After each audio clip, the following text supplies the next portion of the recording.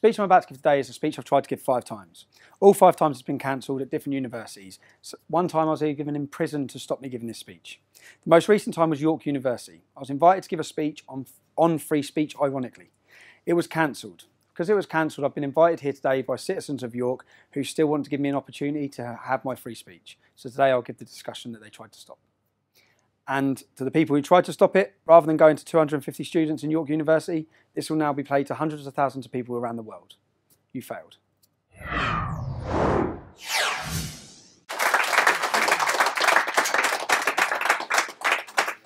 I'll start off with thanks for making me a bit taller. All right. First of all, the speech I'm going to give you today is going to be about free speech and what I'd say is exposing the British police state. I'll start off telling you about where I'm from. Most of you already know. I'm from Luton. Luton is rated as one of the roughest towns in the UK. It has the highest poverty levels in the UK. One of the most deprived areas of the UK. It has a lot of problems. Regardless of religion, it has huge problems. Now, I'm not here to pull the wool over all of your eyes about who I am or what I've done in my life, yeah? Because I've been no angel. I'm not claiming to be polishing my halo. Yeah? Growing up in my town, I've never seen racial tensions, which is a completely diverse town. I've only witnessed religious tensions. The town is divided between Muslims and non-Muslims. We have a population probably of 30 to 40% that are Muslim. We have 30 mosques. I could probably stand here and talk non-stop for 2 months about Islam and multiculturalism. That's not what I'm going to speak about. I'm going to speak about the British police state and free speech. And George's phone. So, the country I thought I lived in prior to starting my activism in 2009 is a very different country to that I now accept I live in. And I think that as we move through this, some of you have views on the country we're in, and by the end of it, I think hopefully unfortunately, they may change. By the end of the speech, you might view the country in a different way. I'd say there's 3 levels of activism: disbelief, disappointment, and acceptance. Everyone will go through those 3 levels. I've been through them. Yeah? I think most of you, when you start hearing the stories I'm going to tell you about the British police state, you'll be in disbelief. Then you'll be disappointed, as I was, that the country I loved seemed to hate me back. Then you'll be in acceptance, which is where I am. I accept we live in a post-free speech era. Most people give up once they get through these free processes. Pressure is something that's going to come up a lot as a tactic, yeah? And it's a reason for that. It's a way of silencing and stopping. And this may get repetitive because I'm going to talk about arrest after arrest after arrest, motivations for these arrests. I'll start off talking about how it all began, why it began. It started with a soldiers' homecoming in my hometown of Luton, where our soldiers were parading through the town. Now, I was there that day. I've grown up in Luton. I've witnessed Muslim demonstration after demonstration after demonstration. On this day, I witnessed large numbers of Muslims attacking our soldiers, spitting in their faces. One of the soldiers' mum's face, they spat in her face. And I watched the police reaction, the way they policed it. They didn't search them, they didn't stop them, they didn't put cameras in their faces. They actually protected them. They arrested members of our community who were outraged and angered by what was happening. Now, if we go to the first video here, this is just a quick snippet of a protest in Luton. These are the things I've witnessed growing up.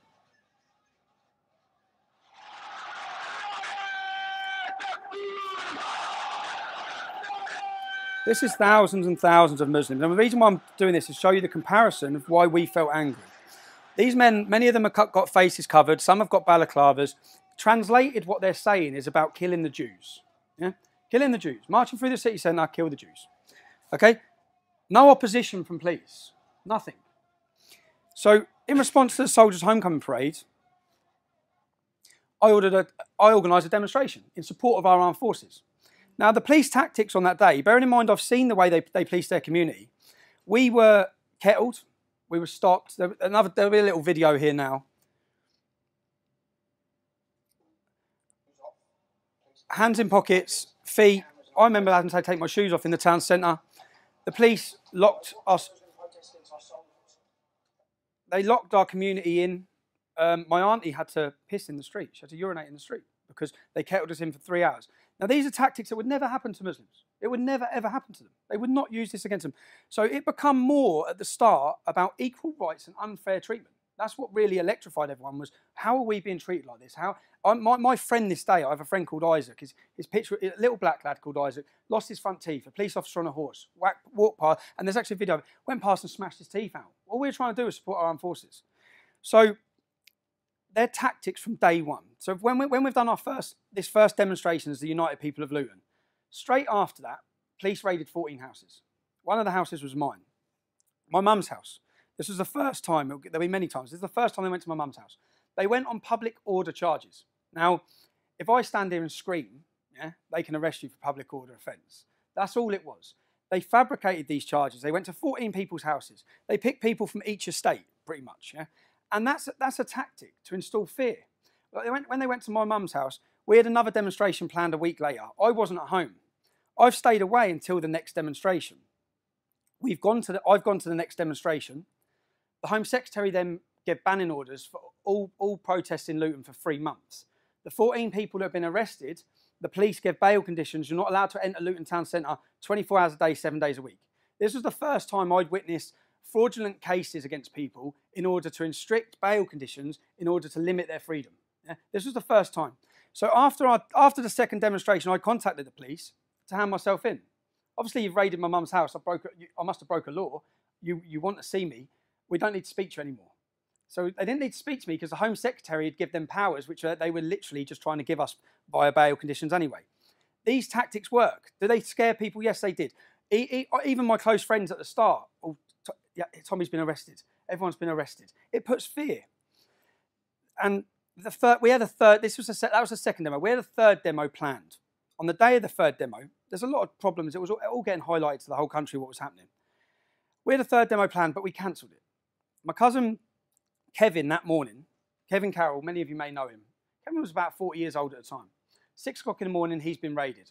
I remember getting a phone call. I was laughing at the time. I found out that Kev's been arrested. And he had been arrested, and this is where they choose the dates. So he'd been arrested on the day of our third demonstration. The offence he'd been arrested for was the original Soldiers' Homecoming, when Muslims were screaming in our armed forces' faces. Kevin, on camera, called them wankers. That's it. He's never been arrested in his life, never been in trouble in his life, lived a straight life his whole life. Here he is getting dragged out of bed at 6 o'clock in the morning, taken through the courts for calling terrorists, because most of them now are in jail for terrorism, for calling them wankers. That same day, and they held that arrest for that date to prevent the third demonstration, but which we'd cancelled anyway. That same day, I'm driving in my car. Police pull me over. I'm arrested on suspicion of driving a Ringer, a stolen vehicle. Yeah? The vehicle I had was on finance from brand new from Vauxhall. Okay? It was a straight, legit car. Yeah? And they arrested me, they seized my car, and they raided my mum's house. So this is the second time in a number of weeks they've gone to my mum's property. They raided my mum's house looking for number plates, they said. 2 weeks later, all charges dropped. Now, what have we done? What's happened for police to be coming into my family's house twice now in a number of weeks? What have we done? We've organised a protest to support our armed forces. That's it. That's what started it. Charges drop. Charges drop will become a common theme in this case, in this story as well, because time and time again, these charges that are fabricated are just dropped. Yeah? Again, 9 months after the United People of Luton, the English Defence League, many of you may know, it sprung up, it spread like a wildfire across the country. 9 months into the EDL, we had the first demonstration for the Scottish Defence League planned. I've gone to Luton Airport. I'm flying out to Edinburgh. I'm arrested by Special Branch. I'm held by Special Branch on a charge of criminal damage. I'm then taken to a police station. 30 police officers have come from Yorkshire. The crime is criminal damage. You know, on the top of these hotel room doors, the little metal connector. At a hotel that I've stayed in Leeds, £30 criminal damage was done in the hallway to a door. I apparently fitted the description of the man that had done it. So 15 police officers at my wife and kids' house with machine guns, 15 police officers at my mum and dad's house, seized all electrical goods. Their warrant said they could take electrical goods to see if I'd booked the hotel. Yeah? This is what it was all about. They took my dad, 65 years old. This is the third time they're in my parents' house, my family's house. And this is all pressure. It's all intended to get your family distraught, upset, And it works, because as any of you could imagine you started expressing your political belief against something, and in 3 times your mum's door's been kicked off. Your wife, when I lived in that house when they come with machine guns, my daughter was at the nursery. The lady who ran the nursery was 3 doors up. My wife wouldn't take the kid to nursery again after that. It works. My wife was crying, coming home, crying her eyes out. It works. And it is political. And so this charge of criminal damage, Yorkshire Police had come down. I was due to speak at a demonstration in Bradford about grooming. Grooming at this point was still hidden. The police's tactic was still to hide it. No one knew about it. Yeah? We were talking about it. The police officers that come down from Yorkshire, when they bailed me on the criminal damage charge, they bailed me. My bail conditions were not to contact the EDL. Yeah? Not to send an email. These were all bail conditions put in. The bail date was the exact time. I had to go to a police station at the exact time we were due to protest in Bradford. Yeah? This had nothing to do with a criminal damage at all. Yeah? This was used as an excuse to get in my house, seize my computers, get intelligence. At the same time, when I come home, my wife said, one police officer spent 6 hours at that file. Because their warrant didn't allow them to take paperwork. So instead, what they did is I had the files, which were all to do with my properties and businesses, where one officer wrote everything down. So I thought, what are they doing then? I was confused with what they're doing now. 3 weeks later, once the demonstration had passed, charges dropped. Yeah? So is that okay? No, for me, no, it's not. You've raided my house, you've scared my family, you've intimidated us, and then you've just dropped the case, completely dropped the case. I put a complaint in through the IPCC, the Independent Police Complaints Commission, asking them how you got warrants into my property, how you were able to do this. What turns out, and what I said, I made allegations against the police. I said, I believe it's politically motivated. I believe the date you've chose to arrest me is because I was joining the Scottish Defence League. I believe the bail date you've chose to give me was to coincide to stop my political activism. I believe all of these things. They've admitted all of them. When this goes out online for the Rebel TV, you'll see all the evidence, yeah? They accepted it all. Yeah, you're right, we did. It was illegal. Our officers will be sent on training courses. This will be done. And it's like the knock-on effect. I don't think, unless you're, no matter what side you're on, when you're getting raided and the effect it has on my mum, on my parents, on the embarrassment on the family, and then just to be dropped. And this was the 3rd time in 9 months. 3rd time they've kicked the doors off. We continue. I come out. If you want to go through YouTube, you'll dig up. As soon as I got out of the police station, I'd have made a video about this. Everything I'm saying will correlate, and there'll be evidence and videos to tell the whole story the whole way through.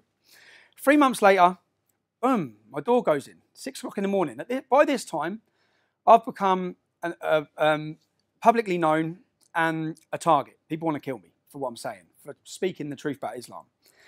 3 months later, doors go in. I run down. I was quite relieved to see the police because I wasn't sure who it could be. When I saw the police, it was a Luton police officer, and the first thing he said is, "I'm sorry, Stephen."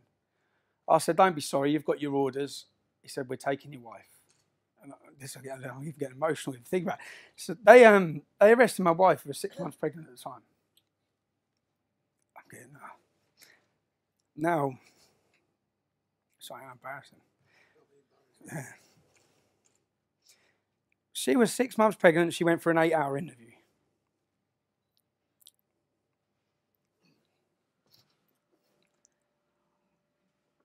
They arrested me as well. We were arrested on tax evasion and money laundering. My wife sat a 6-hour interview where she was told she was looking at 7 to 8 years in prison. When I come out, she was broken and begging. The cases were from this, they froze my assets. At the time, I had 2 businesses. I had 7 properties. For a young man, I was successful and doing well. My passion was making money.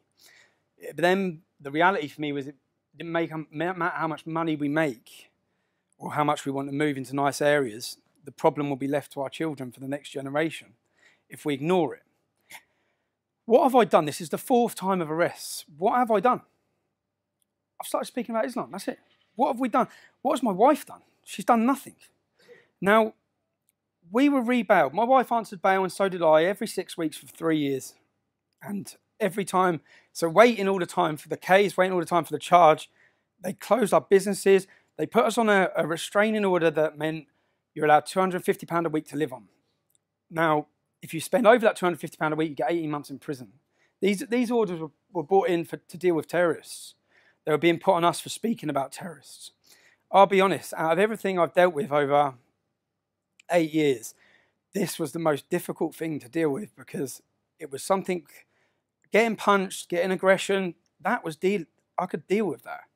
This was impossible to financially live and have any ambition to do anything. This lasted for 4 years, this restraint. 4 years. It's unheard of. No charges brought. I had no charges brought. So this innocent until proven guilty. The Labour government passed these new laws where they didn't need a crime. When they come in to arrest us, they didn't have a crime. They're looking for one. They didn't have a crime. And when I say they went back through, they forensically investigated everything I'd done in my life, going back 10 years. And when that didn't work, they forensically investigated everything my mum and dad had done. Everything my wife had done, everything her brother-in-law had done, everything my cousins had done. In the middle of all this as well, in the middle of all this, I've gone to football. And as I said, I'm not here to pull the wool over your eyes. I'm not here to lie to you. I haven't lived I've made mistakes in my life, yeah, as everyone does. And as a young man, I did. I went to a football match where I was arrested on another charge. I was arrested outside a football stadium, and for nothing related to football.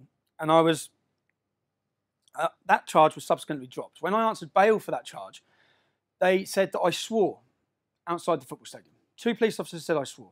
Yeah, I thought, well, that's nothing. Yeah, I was taken to court. Then it became apparent why. I was convicted for swearing outside a football stadium. The headlines in the newspapers were I was convicted of a football hooligan riot. I was convicted apparently for calling them sheep shaggers. Yeah? Luton were playing Newport, England versus Wales. Yeah? It was a football match. Now, what became apparent when I was prosecuted and convicted, they produced a map. This map showed, which when this goes online, you'll see the map. This map showed where I was and wasn't allowed to enter for the next 3 years. I was not allowed to step in the Muslim community. They actually drew a map around it. I was not allowed in my town centre on Saturdays. I was not allowed in the train station on Saturdays. So here you had, again, this is the first chance I'm seeing that you are limiting where I can and can't go, and you're using football legislation to do that, yeah? Which has got nothing to do with football legislation. But you've used it. This happens again, time and time again. And anywhere, so now I can't work. I can't go to football, which was my passion as well. I love football. I can't work. I can't go passion. This tactic of what they wanted to do actually backfired because it made me the most dedicated leader to the English Defence League they would ever get. Because that was what I had then, yeah? And I was angry. I said, if they didn't do this restraint, if they didn't arrest my wife, if this didn't happen, I wouldn't be standing here talking because I never would have been able to continue leading that movement and live a life. But because they took my life, I had the movement left. So it didn't really work. Even for example, I was getting married 2011. The night before the wedding, all the men go for a meal, yeah? All the men meet up. We had a meal booked for 32 people. These are just little things. It may not seem like a lot, but it's anywhere and everywhere you move, they pressured. I booked a restaurant in a place called Billy's in Harpenden. Harpenden is a beautiful little English, wealthy area, yeah? In comparison to Luton. So people from Luton will go to Harpenden for a nice time, yeah, to get away from Luton, yeah? Now, we had a table booked. The afternoon of the thing, I get a phone call saying, sorry, we've cancelled your table, from the owner of the restaurant. So what do you mean you cancelled my table? She said, we've had the police in. So I said, look, just wait there, I'm coming to see you. So I went to see her, I walked in and see her, and she said, you? I said, yeah, because I've been going to this restaurant for years. Now, the difference is, in this restaurant, this is a completely, exclusively white town, yeah? There's no black people there. Most of my best friends are black, right? So people in this town would remember. I've been going there since 17, 18, 19 with my group of friends. So the manager said, you're always in here. I've had the police in here telling me there's loads of far-right racist troublemakers and there'll be trouble here tonight. We'll have to have police on duty. I said, I'm coming for a meal. I'm just coming for a meal with all of my family from the night before our wedding. So it didn't work because once she met me and she knew me, and my cousin used to work in the venue, so I spoke to her. She allowed us to have the restaurant, but every little place that they could employ a little bit of pressure. And we haven't even started yet on where it goes. So I was ready for threats. When I started this, I've grown up around Muslims. I know how they work. I know the hostility. I know the anger and the violence. I ended up getting 6 Osman warnings. An Osman warning is a government warning saying that people wish to kill you. That they have intelligence that someone's planning to murder you. Yeah, I could deal with that. At this time, 6 Muslims were arrested with guns, bombs, IEDs on the way to blow up the English Defence League. Yeah, they were in prison for 30 years. I then had a Muslim with a shotgun went for my cousin in Luton at his house. Yeah, it was all over the media. Now, the police then sat us down. They sat us both down and offered us new identities, witness protection, new identities, new lives, new everything. What have we done? What have we done to need new lives? What acts at this point have we done? We've organised demonstrations. We've started speaking publicly about Islam.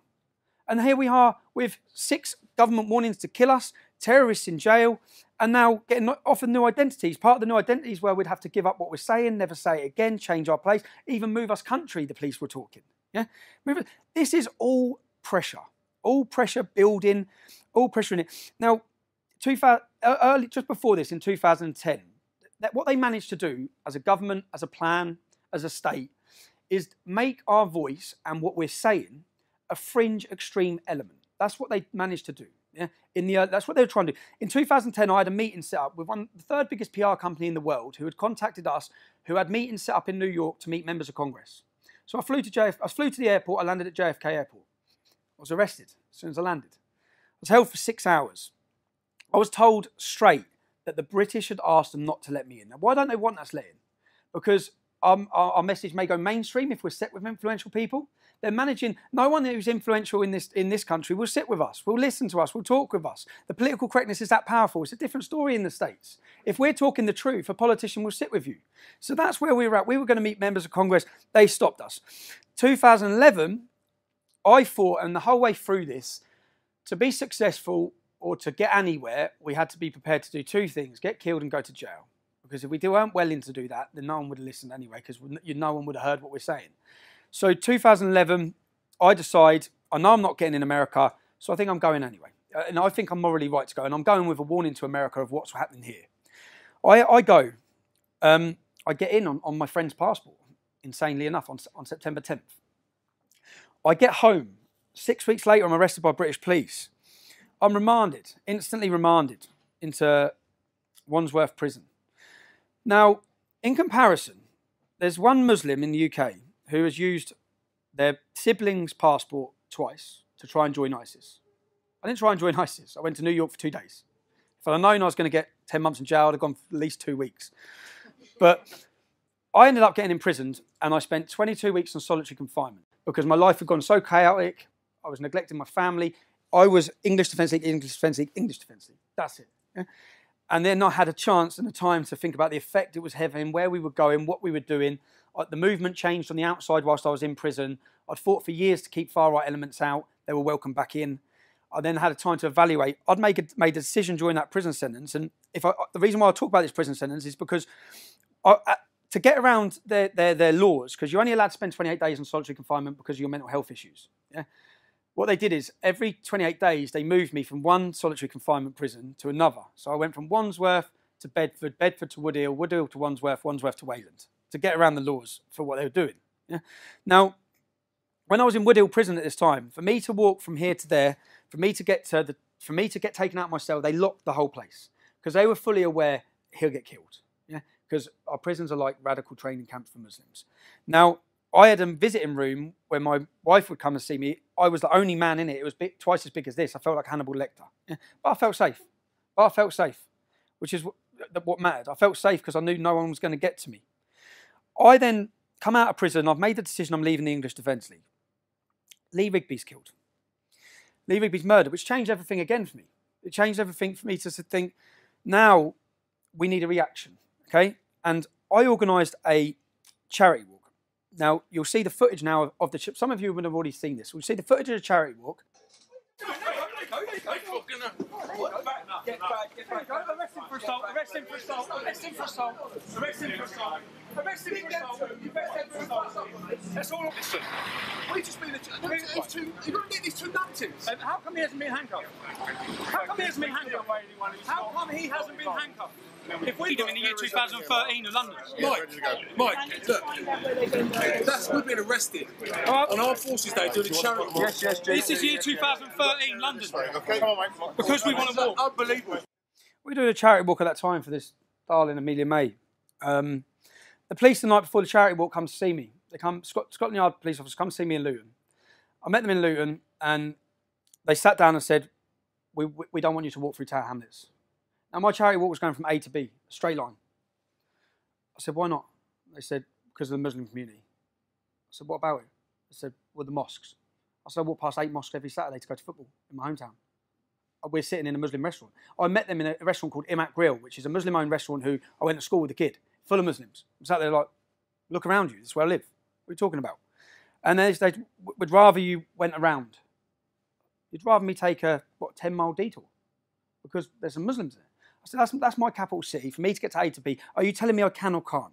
They said, no, we're not telling you can't, we're asking you. I said, well, no, I'm not. I'm going to walk from A to B. Okay, there's no zone that I'm not walking in London because there's a few Muslims in it.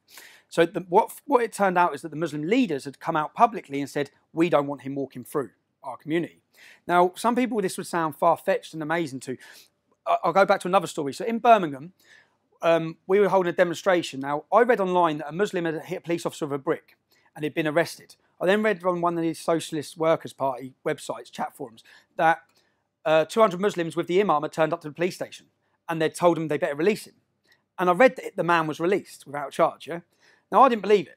So now I've had a meeting with Birmingham Police, the hierarchy, about a demonstration. And I've run it by the copper, our liaison officer.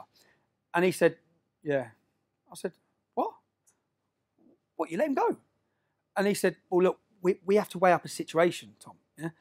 If those Muslims would have rioted in Birmingham and it would have spread to Bradford, to Oldham, he said, we could have nationwide riots over one man, over an arrest.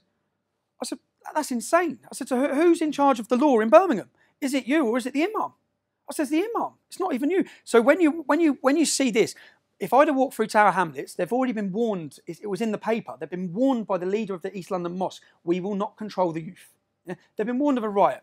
This is Aldgate. That was at Aldgate East Border. So Tower Hamlets is say there. Yeah, I get to hear they let 2 men walk in front of us who assault us. Now they'd have thought we reacted to it. We didn't. It was a pure setup. I guarantee those 2 men are police.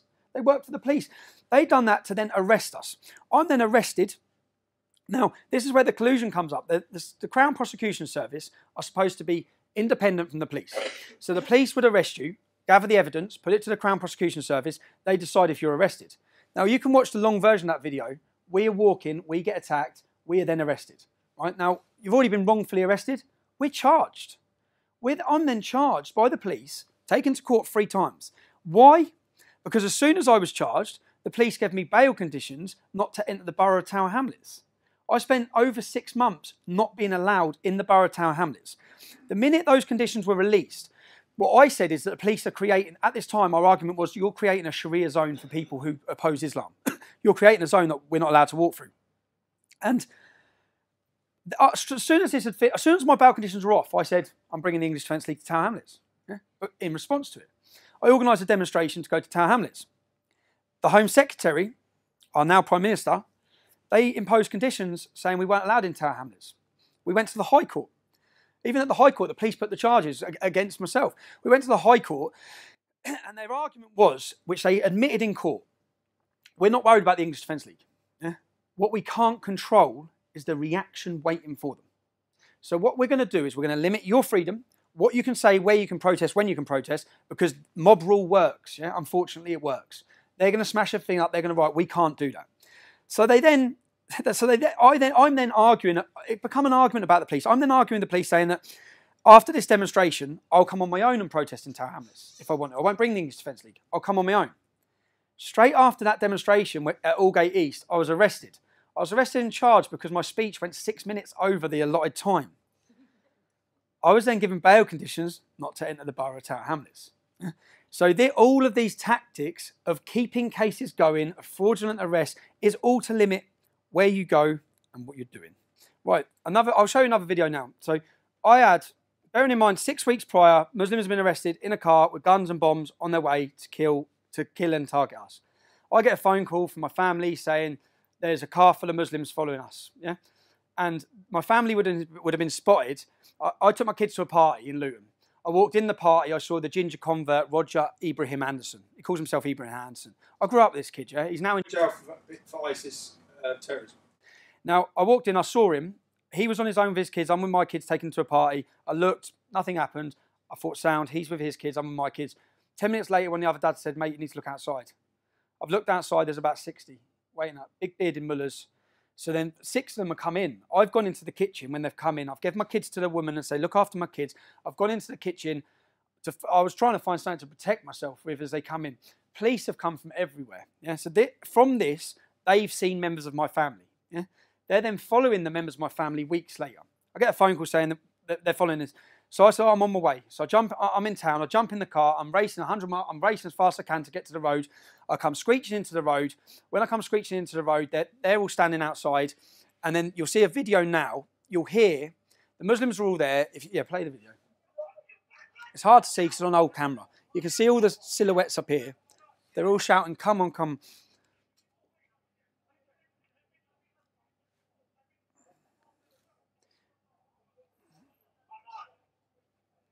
There's more police cars coming. They're outside our house. Yeah? This is in a cul-de-sac where they don't live. What was the police's reaction to this?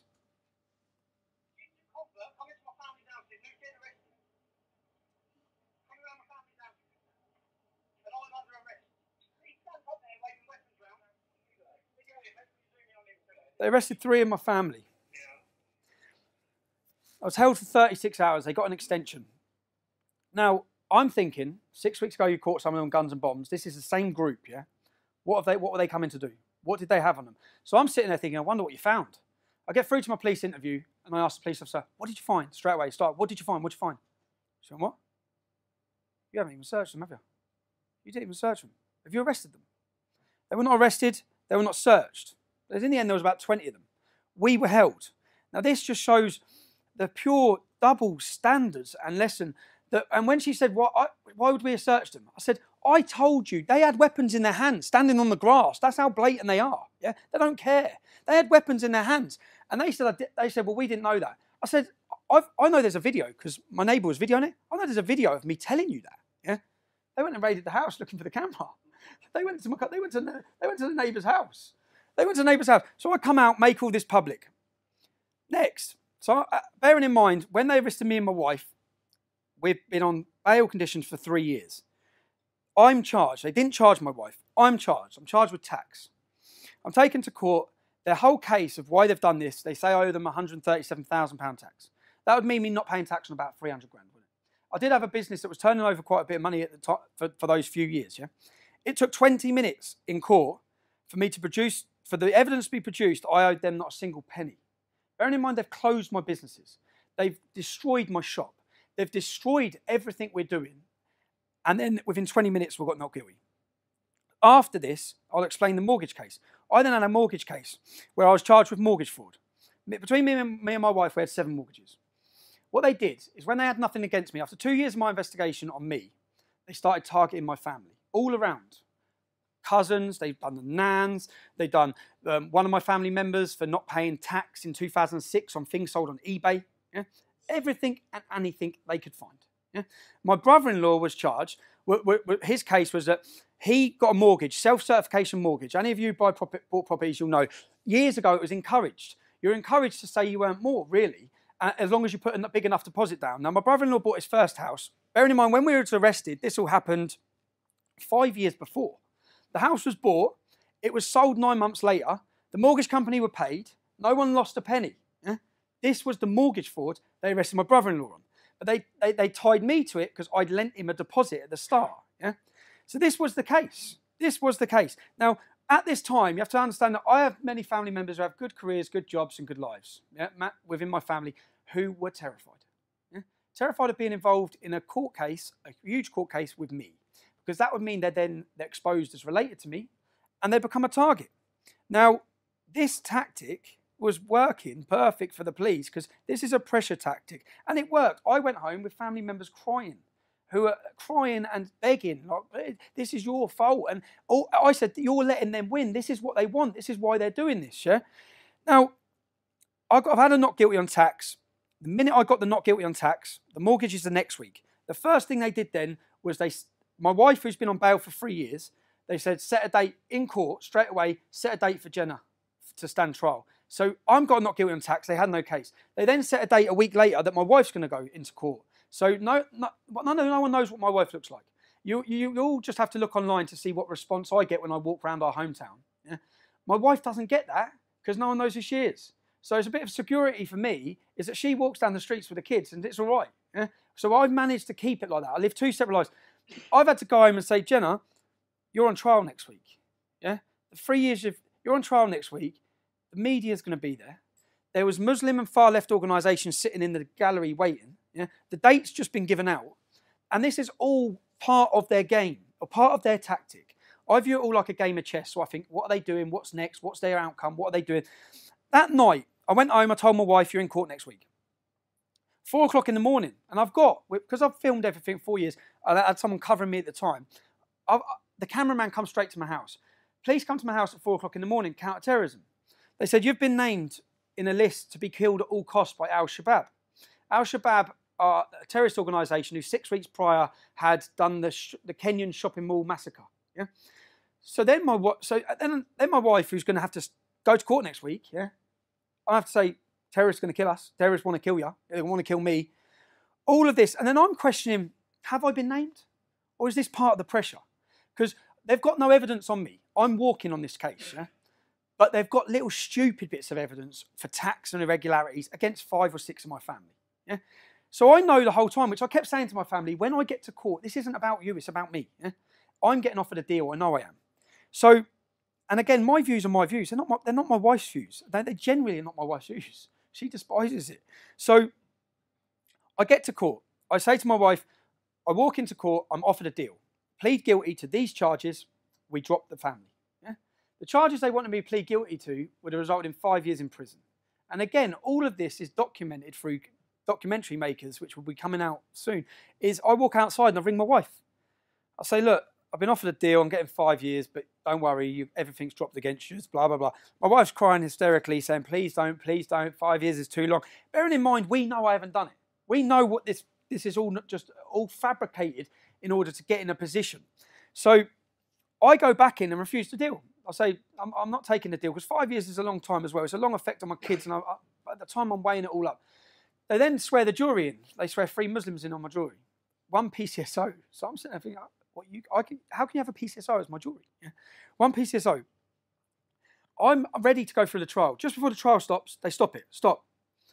They come out again, because bearing in mind, they can't have me getting a not guilty. Because if I get a not guilty for everything they've just done, everything they've fabricated, I'd be able to destroy them on what they've done. Yeah? So they offer me a deal again. Now this deal, the first thing I say to the solicitor, what's the maximum I can get? Maximum I can do. He said 18 months. I weighed it up. 18 months means serving 6 months in prison.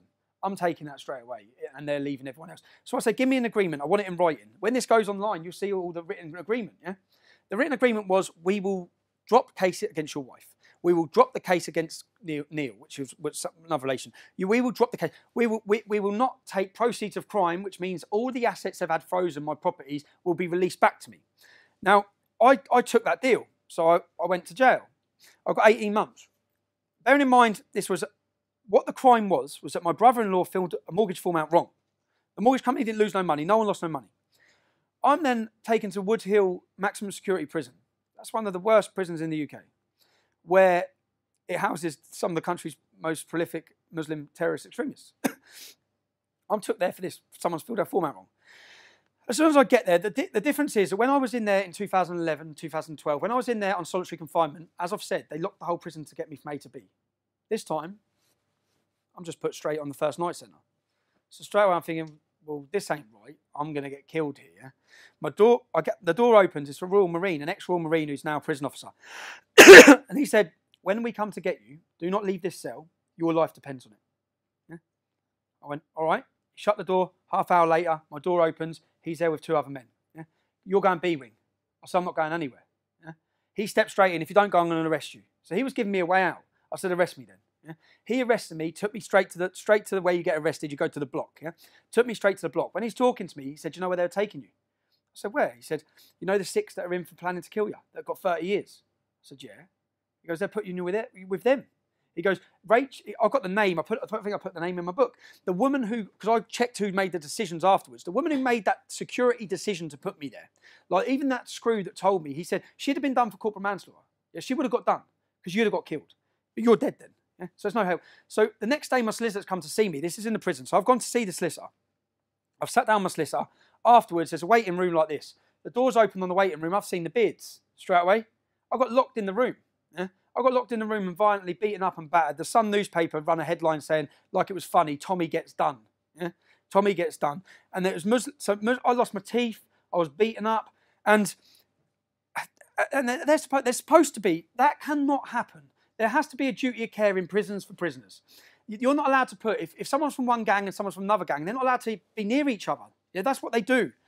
You're putting me, the most prolific and hated man from Muslim terrorists, because I've committed blasphemy and criticised their prophet, and you're giving me on a plate to them. The only thing that I was lucky was that I could tell by the Muslims, when they locked me in the room with them, they didn't know I was coming in. Because their faces looked like, oh my God, he's in the room with us. Yeah? And then it just went off. But if they'd have known I was going to be in that room, they'd have had Chivs, they'd have had Blaze, they'd have been waiting, and I wouldn't be here. Yeah? But someone pulled strings to do that. Someone pulled strings to put me on B-Wing. Someone pulled strings the next day to put me in there. Someone had to, it can't be explained, and I'll get onto other prison sentences where exactly the same happened. I'm then taken to Winchester Prison, luckily, because by this point, my family on the outside are contacting MPs. There's a campaign on the outside to try and keep me safe from people complaining and contacting across the country. I was getting letters, legal privilege letters coming in where people were sending letters to their MPs, going to their MPs, saying what's happening to him in there. Yeah. So then I was moved to safety of Winchester Prison. I say safety. I still have a few problems, but there's not as many Muslims in that area of the country because it's a local Cat B. Now I was in there, coming to the end of my sentence. I get a visit. Which I think is a legal visit. I sit down, there's two men, younger than me, smart, dressed in suits. We're from a secretive organisation based in Scotland Yard called the Met Intelligence Bureau. Yeah? The Met Intelligence Bureau, and what are your plans when you get out? Because when I left, I made it public I opposed the far right. They were trying to sell this to me that if you help us, if you want to do your country a service, then you will be helping us by uniting the right. Yeah? Uniting the right. When you get out, basically, we want you to unite the right. We want you to get close with Britain First. We want you to work with Paul Golding. We want information. We want this. Be their grass. Yeah? Be their informant. They want their words.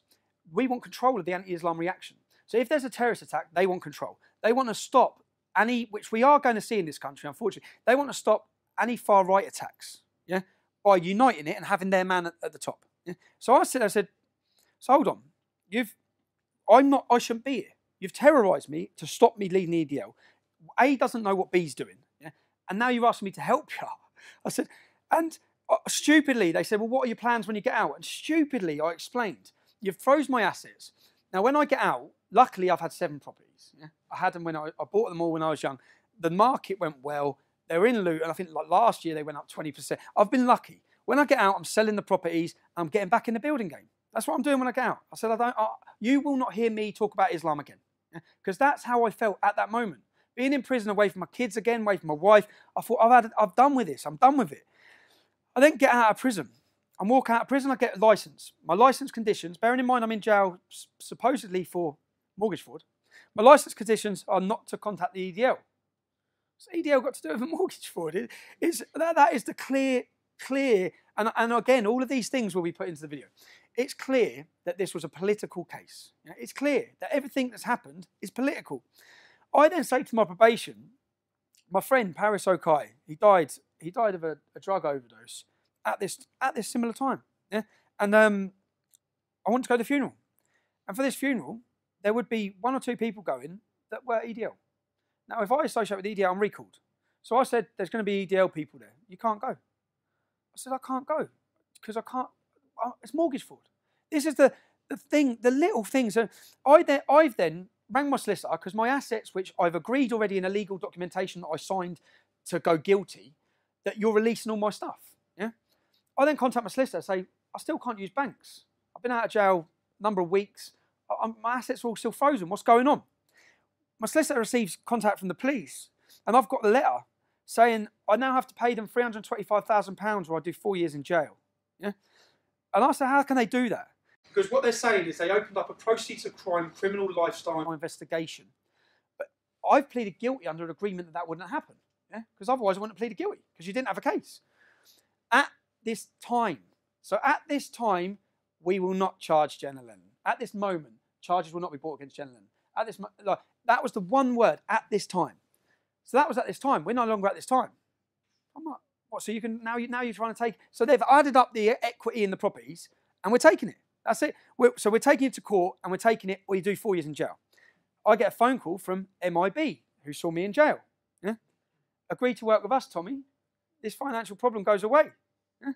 This is the dark side of a state. I hear Jihadi John, yeah, and I heard Cage saying he was persecuted, they targeted the family, they done this. They probably did. Yeah? And it hasn't made me go cut people's heads off. So there's no justification what it's made him go and do. Yeah? I've never felt anything like that. Yeah? But I fully understand where we're going with the deep levels that the security services will go to get people in positions. Because what happened then was I went to court to argue, how can you do that when I pleaded guilty?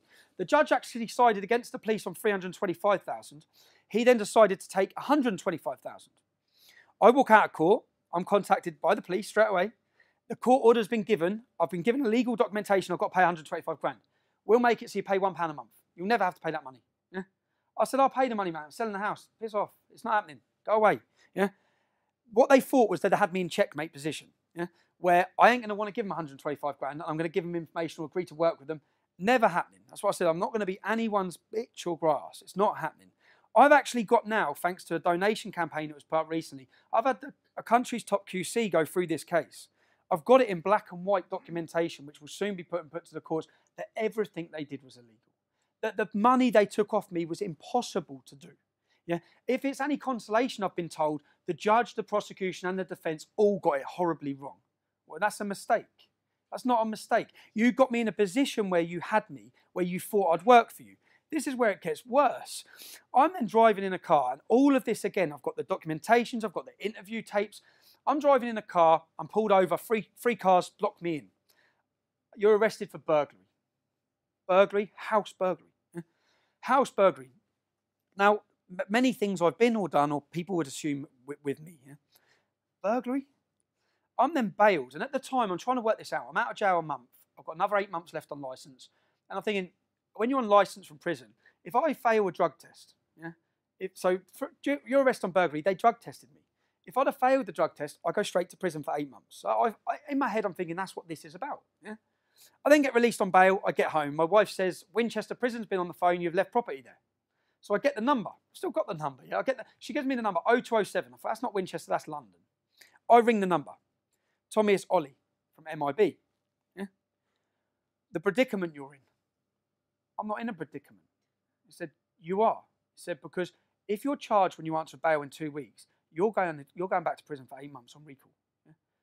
So, and if you're charged, what do you think the media stories of this is going to be? You're going to be recalled to prison on burglary.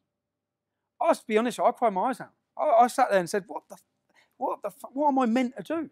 What am I, at this point, what do I do? I spoke to my wife and I refused it. I spoke to my wife and said, now, in 2 weeks' time, I'm going to answer bail and I'm going back to jail. And for certain things it's not like just going to prison. I'm going into the most hostile environment. It beats going in the Millwall end anyway. So, probation. I didn't have a meeting with probation. This has all happened. I'm invited to talk at Oxford University. So I tell my probation clearly, this is my moment to tell. I'm going to tell them everything you've done. I'm going to tell them about the Met Intelligence Bureau. I'm going to tell them about your licence conditions, your not letting me go to a funeral. I'm going to tell it all. Yeah? And my date's picked to go to the Oxford University. 4 days before I'm due to go to Oxford University, I take my children swimming, I get home, police are waiting. I'm recalled to prison. The reason they gave, someone tweeted me saying they're going to rape my mum. Their name was 1488 Hitler. Yeah, so it was a Nazi. It wasn't a Muslim, it was a Nazi. I get as many threats from them inbred Nazis as I do from Muslims. Yeah. So 1488. So he's going to rape my mum. Now my response to that was, he was looking for me, yeah, in Luton apparently. I said, you don't need to look for me. 10 o'clock in the morning, this is where I am. Yeah. So I went there. When I went there, police and probation are there. This is at the time. What are you doing? What are you doing? They said, well, you've told someone to meet you here. I goes, oh, so you saw that they said they're going to rape my mum? I've given you 300 threats to kill my family. You've not arrested one.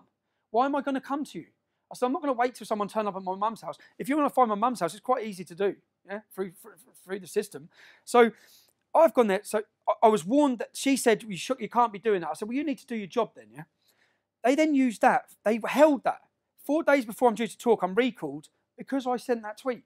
No threats, no violence. They said that I put a risk situation where if the man would have turned up to attack me and someone would have tried to prevent it, I've risked that situation whilst on licence. So anyway, I'm recalled to prison. I'm standing there. The police officers, again, every time I've come into dealing with police officers, they've been good. Yeah? It's not them. It's not the. I always say this. Anything. I don't have anger against British police. I have anger against the people pulling the strings. So I've explained to the police officer my experiences in other jails. Can you take me to Winchester? Because where I live, my local prison's Bedford, where I'm in immense trouble here. Yeah, if you take me there.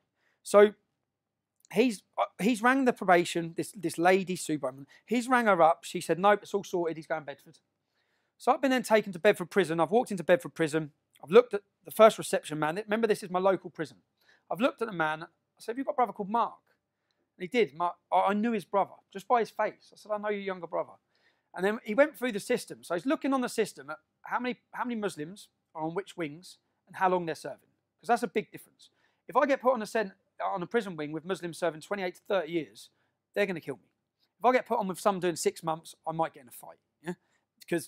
So we've gone through it all. We've established that the majority of Muslims serving the most sentences are on A wing. The safest place for me is on B wing. He's gone upstairs to see the governor. He's come back down. I'm sorry, bro. I said, what? And I've got all these He said, I'm sorry, you're going on A wing. I said, we've just established we've just done that. He goes, I know. I'm sorry, man. I said, give me a pen and paper. So I wrote out 6 pages to the governor about what his legal duty is for my safety. And the people in there and what they want to do to me. Yeah? He's come back and said, you're going, mate. You're going on B wing. Now, I've had to react in a safety way that when I get in there, remember, there's cells on the wings. There's cameras on the wings. There's not cameras in your cells. Yeah? So on the wing, everything's on camera. So I've got to then, in my mind, I've got to kick this off, yeah? To get put in a position where I'm safe. So I've gone in at 10 to 12. I've come out at 12 o'clock for dinner. I've walked straight into the canteen and said, which Muslims want to have a problem then? Yeah? And I've then started fighting in the canteen.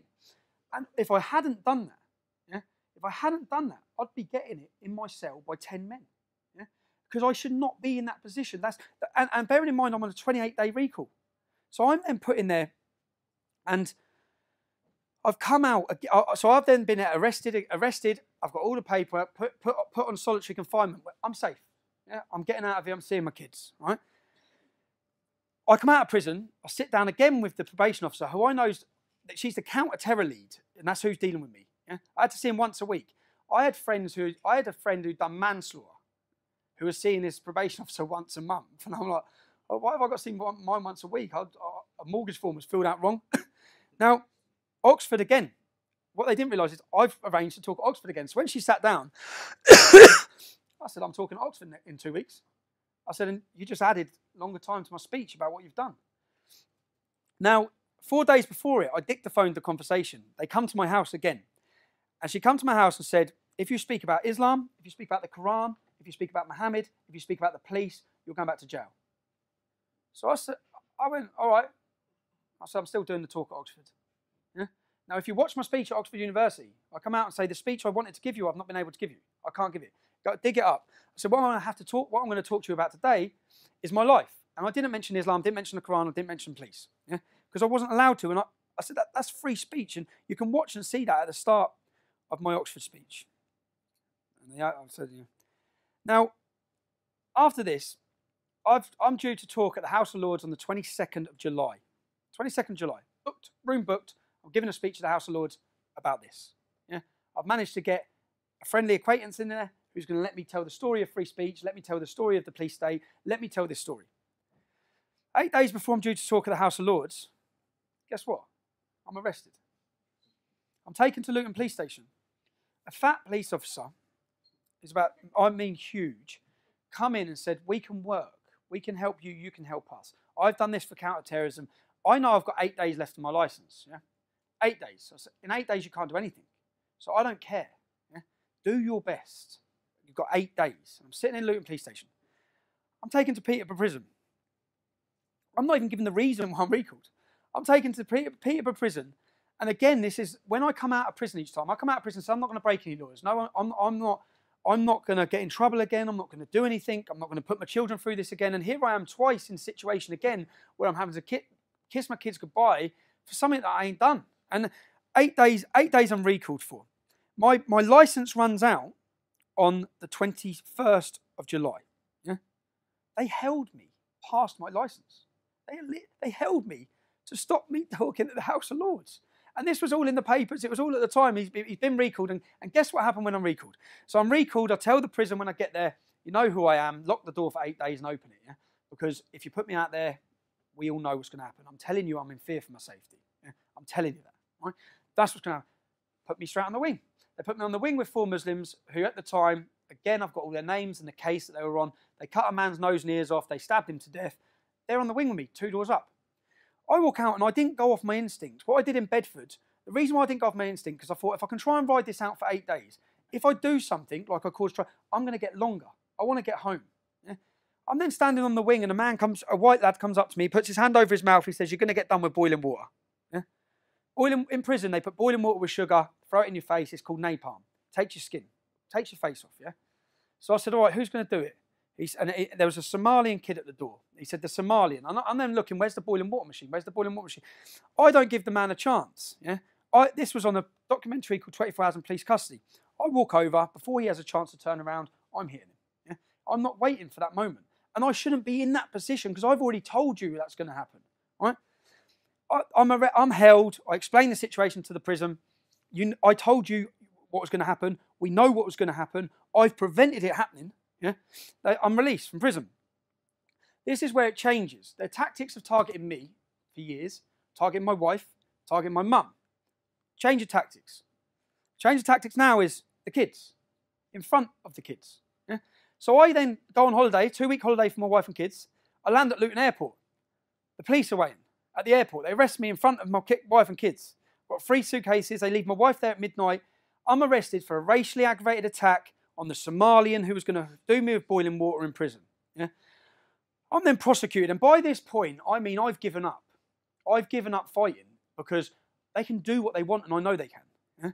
At this point, a friend in Canada set up a campaign to get me the best legal representation that money can buy. And it was for the first time ever, people donated in a huge way. Yeah? And I had the best legal representation. So I went to this court case. And when I was arrested, first of all, the clip that they showed me of me walking over and beating up this Somalian, the clip that they showed me was literally just that. And what I said at the time is, you need to cut 20 seconds before and 20 seconds after. You'll see the man stand next to me talking to me. You'll see him come up to my cell afterwards. Yeah? You'll see that what I'm telling you is correct. We hold on. They're not answering requests from the solicitor's office for the footage. They've only got that little snippet bit. When we get to court, we haven't got the footage of the 20 seconds before or after. Yeah? Luckily, I had a QC who tore it to pieces. He said, where's the documentation? Where's your computer system? They wouldn't give us the representation from the computer system that would have showed them I was in fear for my life. I walked on that case for a not guilty. If I hadn't had that legal representation, I'd have been sent to prison again, in a position that they wanted me in, where my life is in danger. I've tried to give this talk about these issues so people can hear what they've done and what's happening. I've tried to give this 5 times. Edinburgh cancelled, Durham University cancelled. Each time I've got somewhere booked in to give it, pressure's been put on to cancel.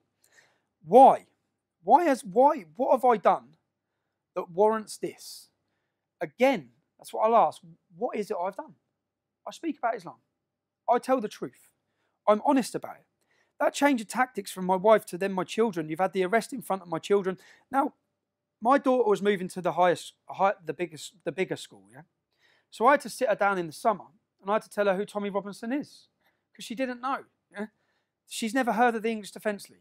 So I sat her down and I went through saying, darling, when you go to big school, people might mention this, they might mention that. They might talk about me going to prison. I've been in prison. It's all news to her. She thought I was working away. Each time I went away, she thought I was working away for the prison sentences. I'd ring her every day. Even when it was building up to Christmas, I said I was helping Santa to my young kids, and I'd say, what do you want made? And I'd get the present that they wanted made, dropped there every week. So then I'd say, did you get it? So they were thought it was all that. So I've had to then say, look, I've been in prison, darling, but you have to understand that I didn't do anything to be in prison. that warranted me being in prison. Now, that must be hard for a child to understand. The next video I'm going to show you is from Cambridge. I've gone to Cambridge with my children. Is that the next video? I'm not having an interview. I've already told you. So you're telling me what? I've told you already. Yeah. Are you going to leave? So hold on. Are you going to leave immediately? I'm with my children, and you're telling me I have to leave immediately. Are you going to leave? What? You're going to get a Section 35 dispersal notice. Okay, we'll give you a 35 then. Tell me for what? I'm with my children.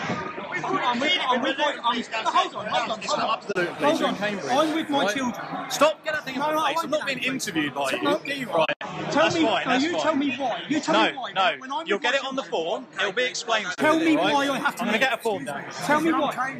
Listen, I'm trying to. No, officer. When I'm take that camera up my face. I'm not being interviewed. This isn't Crime Watch. I'm with my children. You're telling me I have to leave. Yeah. Why? Why? Because there's likely to be disorder. Get off my hand. Don't assault me. Tell me why. Tell me why I have to leave. Stop shouting at me. So tell me why I've got to leave. It'll be explained to you when you get yourself. How are you drawing a jurisdiction to where I do and don't go with my kids? Tell me. Tell me the reason. Shush! I'm trying to talk on my radio. Hold on, you've told me I've got to leave. Just trying not to take your hand away from him. He's touching my hand. I'm minding my own business. I'm minding my own business. You've come off the street to where I'm having a private drink with my family, and you're telling me I have to leave. I can't hear you, mate. I can't talk. We're upstairs. Tell me why I have to leave. Mate, you know this is ridiculous, yeah? You're from Luton. You know this is ridiculous. Tell me why I have to leave. At the end of the day, the boss has authorised a Section 35. But we've already cleared it. Why? I'm with my kids. We're allowed to stay. You haven't cleared it with the boss, have you? I'm with my children. Decision, mate. What sort of law? You're going to drag me down the street without what sort of law in a free country tells someone where they can... Mate, so the decisions be made locally. What sort of law tells a man with his children he has to leave a city? What is that about? Right. What is that about? What is that about? Freedom, democracy, Britain. What's that about? Quite simple. I should be. Do you want me to explain it? Tell me why then. Tell me why. The situation is, because of the lessons we've learnt in the past, we know that if certain groups stay within the city, I'm with my children. Okay. I'm with my children. Unfortunately, a city I'm with my manager family. Makes no difference. Same Why rule for doesn't it? everyone. Because if we It's make not the same one rule rule, for everyone. don't shout. There's loads of calm people down. from Luton. If you want me to explain it to you, then I will. But you're going to keep it calm. Yeah, go on then. Situation is, because of the fact that there's going to be a likelihood of violence if a group stays here from this match. You really think me and my 3 children are going to commit violence? Tell me the truth. What I'm saying is, do you think that? Listen. What you're behaving now says yeah. Well, no, because you're coming up to me and my kids on a day out. I'm with my... No, you're coming up to me. Don't hit my hands. Don't hit my hands. You're hitting my hands. You're pointing in my face. You've come up to me. I'm with my family in a pub. You've come up to me. Scene you're making. Scene I'm making. Who made the scene? Go outside. I'm with my family. You're going to get arrested in a minute. Why am I going to get arrested in front of my kids? So you want to arrest me in front of my kids because what? Listen, you're going to talk yourself into this. I'm not talking myself into it. I'm trying to be reasonable. You're not being reasonable. You're telling me I have to leave the city. I'm with my family. Yeah. Why? Tell me why. It's already been explained. No, go on, why? I'll explain. You think me and my children are committing violence? I think there's likely to be. Look at the way you're behaving. Tell me. Look at the way you're behaving. Do you know how many people from this pub are in Luton? Why have you come up to me? Pardon? Why have you come up to me? You're part of a group. No, I'm not part of a group. I'm with my 3 kids. What group am I part of? You're with a group of people who've been identified as potentially being involved in violence. Are you for real? Yes. My daughter is 5, my son is 7, and my daughter is 9. You're not setting a very good example to them at the You're moment, not. You're meant to be a British police officer. Who are you serving and protecting? Who are you serving and protecting here? Shouting at me. Who are you serving In and a minute, protecting? a form's going to come. You're going to be given it. If you stay, you're going to get arrested. Who are you serving and I protecting? haven't got to answer this. Who This is not an are interview. you serving and This is protecting? not an interview. Your job is to serve and protect. Who are you serving and You protecting? don't need to tell me I've seen my job. Mason's gone. He said, the other Luton I'll be where he said we're going to have to go. Who are you serving and protecting? I'm not playing this little game with you. It's not right? game, mate. It I'm seems out with my children. You're going to be given a dispersal notice. I've explained it to you. I'm not doing it again. When the officer gets here, you get the form. If you stay, you get arrested. It's as simple as that. I'm the area manager for a security company. Oh, yeah. The group that you're throwing out have been in the Prince Regent today with their children. Yeah. Caused no problems at all in there. They come in here, spoke to my head of security. He's saying that they've not Shall I have a chat with you away from this side? No, away from you. Come and talk away from this side. Why? Because you don't want people hearing the truth. I don't want to talk to No, you. you don't want to hear. No, she's telling you, like, she's telling you she's seen my family all day. Stay there. Mate, what are you doing? Stay there. My 3 kids are here, bro. Stay there. So what are you doing? What are you trying to square up to me then? She's telling him we've been in here all day. Yeah, sorry.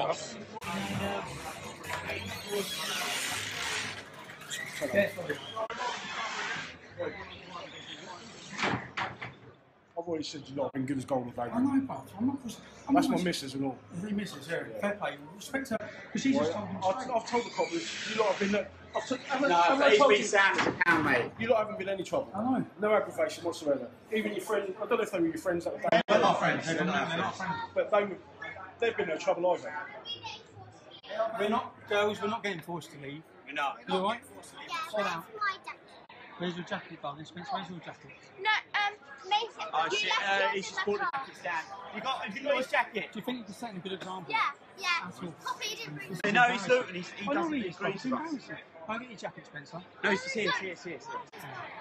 Mate, he's on that side. I'm on the side. You know, you've got to go one side.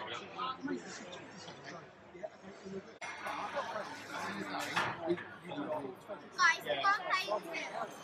Yeah, you go play field. Go play field. Come in. See you later. See you later.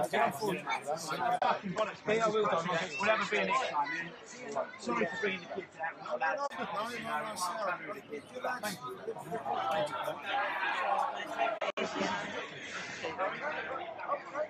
Please, mate, I agree with you. I mean, it's not like you haven't been abusive once or anything, so I don't get All it. this is every angle they can get. Lee, I'll shout you, brother.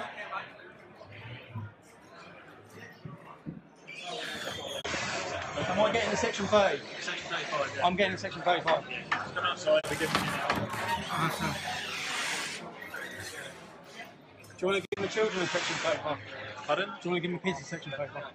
You're going to arrest my kids? You'll get arrested if you carry on. It's not worth What do you mean I'll get arrested? Who's got 35? So we're going to get an escort of 5 kids to the station. 5? Look how many police officers there are here. I'm out with my 3 children. I'm out with my 3 children. I'm out with my 3 kids. 3 kids. Embarrassing, lads. I understand you've got a job to do and you've got a boss, but you must be embarrassed yourself. You must be embarrassed yourself. Us 3 and 5 I'm out with, kids we're to a out with our station. children. We've caused no problems. It's embarrassing, lads. All the time, is that what you do? You ready, kids? Come on, bro. Alright? Let's go. You get over there, did you? Let's just go. You get over there? Yeah. Yeah? That's alright, yeah. Come, girls. Alright? Down. Don't I'll get your tissue from the back. We have to go. Come on. Come on, Pete. Sorry. Come on. No, we've got 5 kids with us, so obviously we're causing loads of trouble and we've got to get out. So. Look at that. It's a fucking joke. Take care. Oh, look, he's even following us now. Follow us all the way as well. Mate, go home. Kids, come on. Come on. Come on, darling. This is what happens when you go to move away. You want to come? Oh, I'm filming it. Get it now and get over. Telling them, oh, we've got it's very bollocks, isn't it? No idea, darling. Darling, my daughter's crying her eyes out now, lads. So so you're following us. You're following us. You're shouting. You're making my daughter cry. Go away. We're making sure that you stay They're safe. scared. Right, okay. Because of We're you. following you. There's no way out of that. You think we okay? need safety of Because food? we're Go going to away. escort you. Macy, darling, come here. Come here, darling. It's all right. Come here, sweetheart. It's all right. Girls, it's all right. Come here. Come here. Come here, sweetheart. Come here. Girls, come here.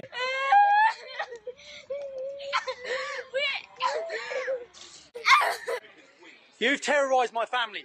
You've terrorised my children. You have terrorised my children. No, you've terrorised my children. Stop following us. You've terrorised my children. You've terrorised my children. They're kids trying to watch football. You've terrorised them. You've caused this, you bully. You horrible bully. Who's swearing? Who's swearing? If someone come up to you with your kids, if someone come up to you on a day out with your children and told you, if someone come up to you with your children, get arrested, yeah, in front of my kids, of course you would, you horrible. Why are you following us? Go away! Kids, it's alright. It's alright. It's alright. Get right down here, someone. What? Bells is right. Bells. Macy, come in. Macy, relax. You're scum. You're scum. You know it. Look at them. Look how scared they are. You're horrible. Go away. Stop following us.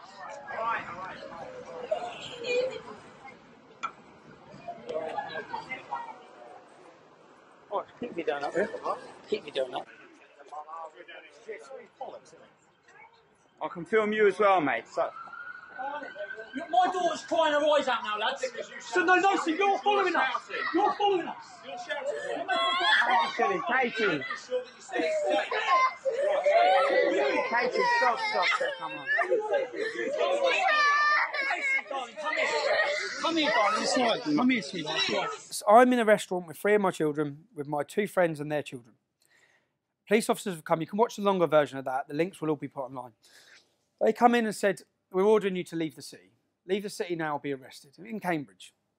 Why have I got to leave the city? What do you mean leave the city? What sort of law is that? I'm having a Saturday with my kids. Yeah? Are you going to leave the city? We're going to arrest you. So I think, I don't want to get arrested in front of the kids. I'll leave the city. So I walk out to leave the city. Then they follow us with the camera. Then they follow us with the camera. My children become hysterical and scared. Yeah? I said, you're scaring my kids now. Right? My youngest tried to run. The car nearly hit her. Yeah? That's only when they stopped. They were following us. You can't stop us following you with a camera. Yeah? Now, this is, again, a tactic that it hasn't worked. Nothing's worked. Nothing's stopped me. Nothing's stopped me talking. I think some of them will be scratching their heads, whoever's pulling the strings, thinking, how has he done that? How has he survived that prison sentence? And how is he still rabbiting on? Yeah? But my daughter, my eldest daughter, who I've already explained all these things to, she said to me the next morning, Daddy, I get it. I said, what's that, sweetheart? She said, the police. Because she's witnessed it. Yeah? And the next time I took my youngest to a Luton police, I took him to a Luton football game after this. When we went past the police, she grabbed my leg screaming and crying. Yeah? I haven't done that to her, they have. I've shielded my family, my children from everything that's happened, even from my politics. I don't speak to my children about Islam. They're children. They don't need to hear about Islam. The school, unfortunately, teaches them about it. So I've gone to the Euros. I've gone away to the Euros to watch football. I've got to France. My wife's rang me up. Police are all over the house. What time did they go to the house? 3:45. Right? Kids getting in from school. Police meat wagons at the house. What are they at the house for? They're at the house I return. The next video you'll see. So I go to the Euros. I spend 2 weeks in the Euros. My mum at the time is ill. I get a phone call saying she's been rushed into hospital. So I come straight home. I come home from the Euros, and you'll see this video now, if you can do that. The video, yeah, this one. But basically, I've been ordered by the UK Football Police in Yeah. to serve you the summons. To come to my house like this with my fucking kids up. Listen, you take the fucking piss. Listen, I understand. This is bullshit. You come to what's the need for you to come dressed like that to my house? I understand. What's the need for you to come dressed like that to my house? Get out of my house. You've given me the sofa. Get out of my fucking house. Thank you. You take the piss. Get out of my house. Thank you. Get out of my house. You come to my house, it's bullshit. You've been summoned for court tomorrow morning. I don't give a shit what I've been summoned for. I've done nothing wrong. I've done nothing wrong. If I've done nothing wrong, what's the need for you to come to my house like that? I know you're upset. Upset? Your fucking kids are sitting up there looking at you. The kids don't want to hear it. Well, what are you here for then? Have a go at me. What are you here for? What are you here for then? I know you're upset. No, I'm not calm down. They take the piss. There's no need for you to come dressed like that to my house when I've done nothing wrong. Other than to intimidate me and give harassment to my family. That's why you're here. That's why you're here. Calm down, Steve. No, how can I calm down? I've done nothing. What are you here for? A football ban and all that. I've done nothing wrong. He's back now. I've done, yeah. You would have tried to explain to me. Explain to me. Why are you coming to my house? Why are you coming to my house dressed like that? No, all right, tell Because my kids will cry every time they see a police officer. Because of what? What have I done? But we I have don't had know. this discussion before. You're not supposed to come here in uniform. You're not supposed to be here in uniform. For the safety of our family. Not for the safety, because you know my kids will be crying every day thinking, what the hell are the police at our house for? And I've done nothing wrong.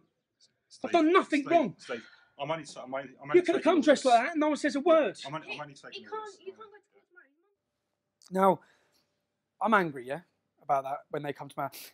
The crime, there was no crime. There's no crime. They're not saying I committed any crime.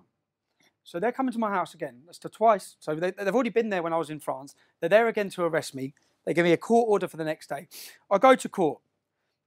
What they're basically saying is that my presence My presence can provoke a reaction in a country with a Muslim population, with tensions. That was their argument. In France, there's tensions. My presence there could provoke a reaction. Yeah? Not that I've done anything wrong. So what they then want to do, and this was orchestrated by the Football Policing Unit, which is a section of the Home Office. Yeah? It's not a separate police force like Bedfordshire Police. This is the Home Office. This is the government. Yeah? So when they got the leader of the Football Policing Unit up on stage, up in the court, my prosecution to say, who's decided to bring this case against our client? He said Bedfordshire Police. When they got Bedfordshire Police officer up in stage, he said, I've been forced to do this. When asked in court, you've been forced to do this. Who's forced to do this? The Football Policing Unit. The man who just previously in the dock said Bedfordshire Police were bringing the case. Yeah? So then what they put in to give me was a 5-year ban. A 5-year ban of Luton Muslim community, a 5-year ban again where they failed previously to give me the same as the 3-year ban. I've got these maps that they tried to prosecute. Now, this is 1984. Yeah? The judge's summing up, which went in the papers, was this case is vague, cagey, and dishonest. Yeah? And again, what would I say the tactics are? In front of my kids again. The last 3 or 4 things that have happened. You know, after that Cambridge incident that you saw, yeah? I go to Germany. I'm in Germany with Pegida. My wife rings me up crying outside the school. What's wrong? The police have pulled her over outside the school. Cambridgeshire Police have come. I am about to sue Cambridgeshire Police. I'm taking Cambridgeshire Police to the courts because everything they've done was illegal. The money that was taken off me was illegal. That case, this football policing case, where they tried to give me a banning order with no evidence or no crime. Yeah, they just wanted me banned for 5 years. They wanted me not able to leave the country when England play, etc., etc. Now that cost me £6,000 to defend. I haven't got that back. The judge is summing up. The judge's summing up was cage, vaguely dishonest, give him back his money. Yeah. In between summing up and afterwards, the money never come. I've said, where's the money? Why haven't they paid me back the money? They've made a decision they're not going to pay you back the money. Yeah? So now I've got to go for a judicial review, another £2,000, in order to say, give me back the money. So whether they win or not in court, they win. Or the pressure or the tactic or the reason and the motivation for them doing it works. Because as you've seen, my children have been hysterical, my wife's been hysterical, my mum's been hysterical. Now, as a conclusion, which I would have been saying to the students watching this or anyone watching this at home, you have your views, I have mine. Yeah? I'm not here to force my views on anyone. That's it. If they can do this to me, they can do it to you. Is this freedom? Does this sound like a free society? If I hadn't told you the names, locations and places during this speech, you'd be thinking I was talking about Russia, China or North Korea. That's a reality. Not the land of freedom and democracy anyway.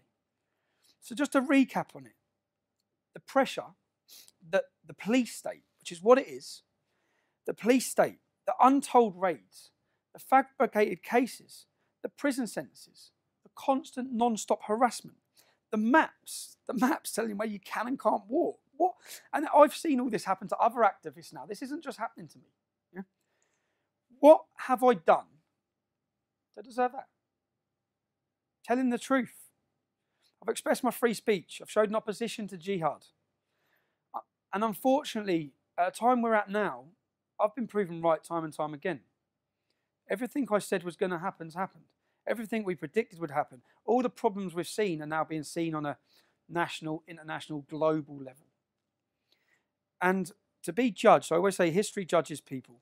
I don't care about a politician or a journalist judging me, because history will judge us. And history will judge us as the truth tellers. History will judge us on the right side. I'd issue this as a warning to anyone watching, whether you be in America, Canada. The problems I'm talking about and what's happened to me are on their way to you. This isn't going to get better, it's going to get worse. I don't want sympathy. The reason for my speech is not sympathy. The reason for my speech and to get this and so people hear it is I don't want to watch an English man stand there in 10 years and give the same speech. Thank you for letting me talk. If you like that and you want to see more, click like and subscribe.